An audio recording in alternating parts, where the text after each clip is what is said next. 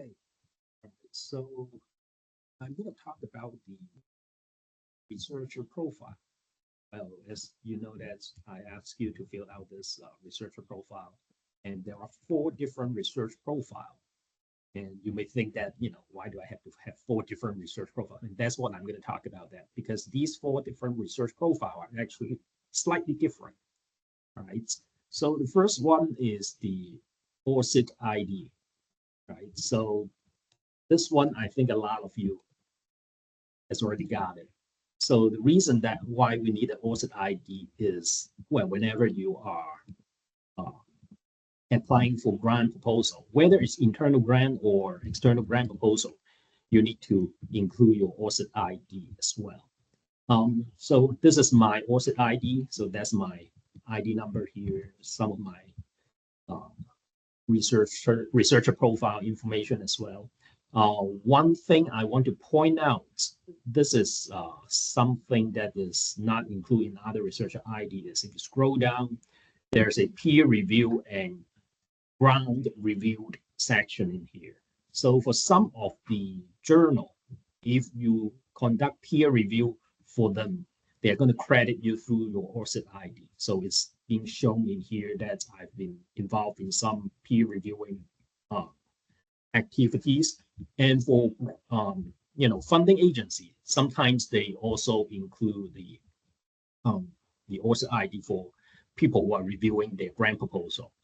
All right, so that's something that's quite unique in the ORCID researcher profile.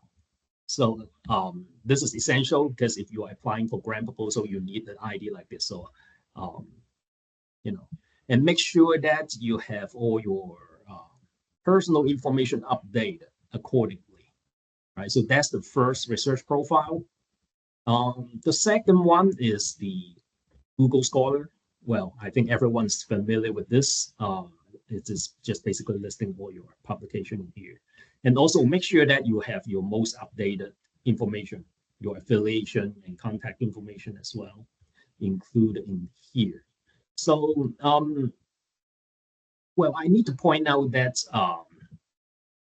the Google Scholar, um, well, some people may interpret that Google Scholar is not uh, the information or the data presented in Google Scholar are not very reliable because you can actually fake citation. So imagine that you can write a paper, cite your own paper, and then you put this paper into preprint, and then all of your paper will automatically got one citation of that. So of course, if you got somehow discovered by someone, you know, or you don't have to. Well, the way it works is you don't put your name onto this fake paper. You have someone else write a paper and cite your article as a preprint, and then you publish it on preprint. So it's making it slightly less noticeable.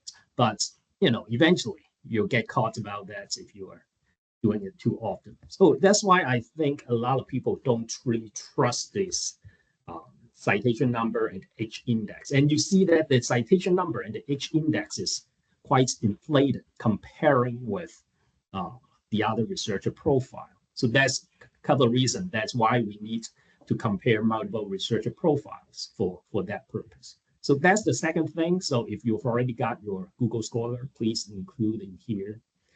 The third one I want to talk about is Scopus. So this is my Scopus profile here. So you just log on to that and then create an account and make sure you update all your information. And then the nice thing about these research profiles is that whenever you publish an article, then all of these research profile would automatically include your latest publication as well. So in the Scopus researcher profile, you see that there's quite a lot of statistics about your works, citation. One thing that Scopus does for you is it automatically identify your research focus and then give some rating. If you click on impact here, you'll notice that it's automatically detect that your work is addressing these United Nations Sustainable Development Goal and how many documents are associated with these goals as well. And some of the statistics, you can take a look at that. one thing I want to point out about the Scopus profile is that if you go to the document, this is a list of all your publication. All right. So notice that the number of citation is different from the Google Scholar profile. So if you check the same article, so let me just show this to you. So this is the article, right? So this article received 48 citations according to Google Scholar, and in the Scopus profile, it is only receiving 17 citations, right? So if you are logged into the account, you can click on this article, and it's going to show you the paper level metrics. All right, here you have 14 citation. I'm sorry, 17 citation for this article, and this is the field-weighted citation index. So 69.08. So the normal is 1. All right. So 69.08, that means this number is cited approximately 69 times more often than a normal article on the same field. And you also have the percentile. So this is a top 1% article in the field. Right. So these are the information that you can pull out and include in a lot of different situations, like in your application for award or things like that. All right. So, and that's why you want to get this Scopus profile. These are the information that is not available on Google Scholar. One more thing about the Scopus profile here in SciVal. All right. So if you click on SciVal, this is your bibliometric information about your track record. So basically, it's the same thing here about all your research publication performance, some distributions.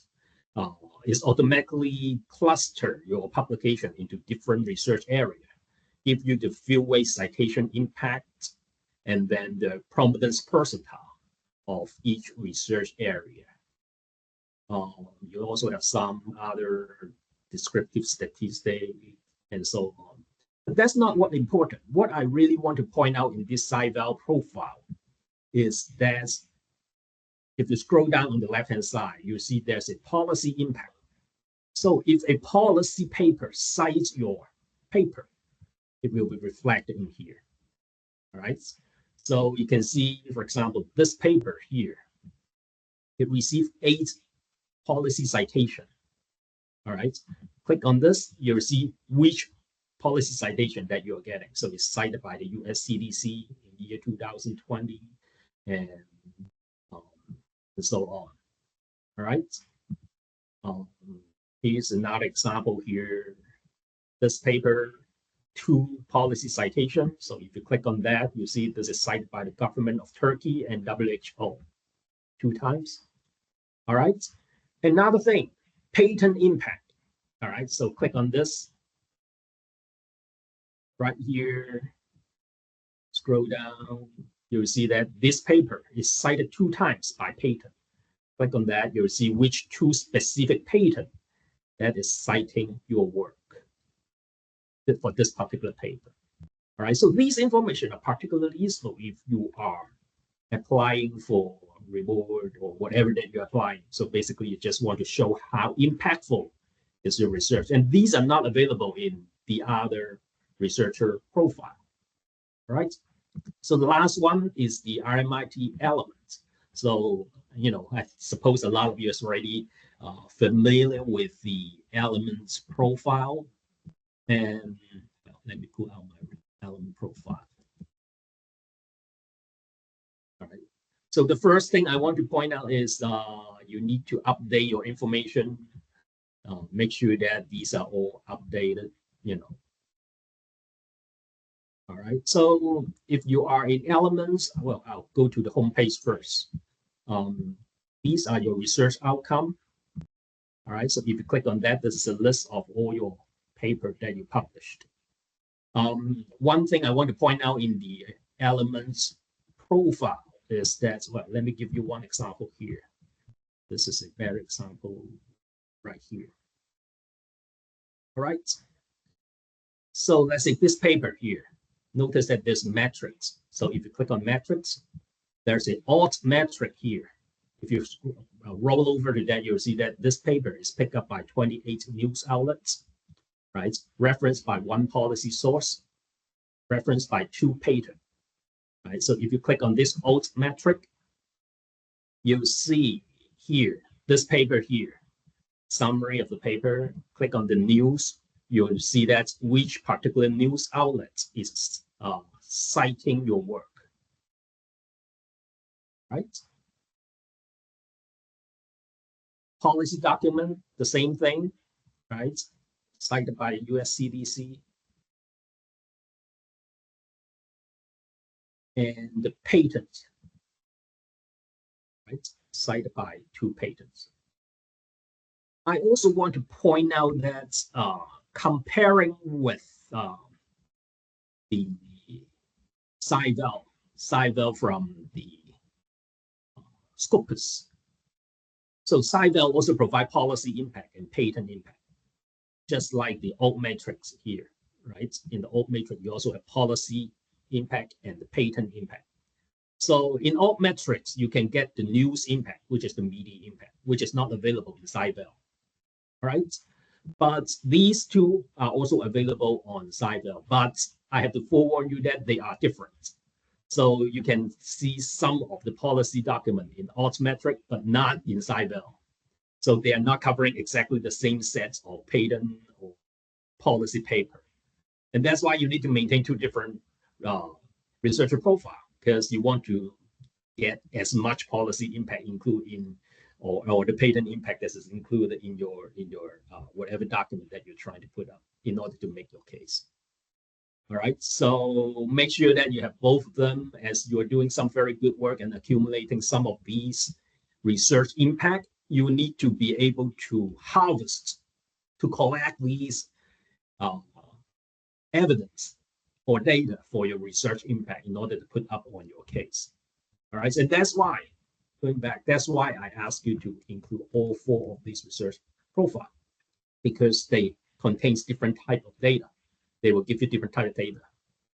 All right, I hope that's kind of clarify why we are doing this, and make sure that after you create your profile that you include that in these spreadsheets, so that we can increase the transparency of our research activities, so that people can look up to your work, and maybe some people are trying to find collaborators and so on. All right, okay, so that's about it.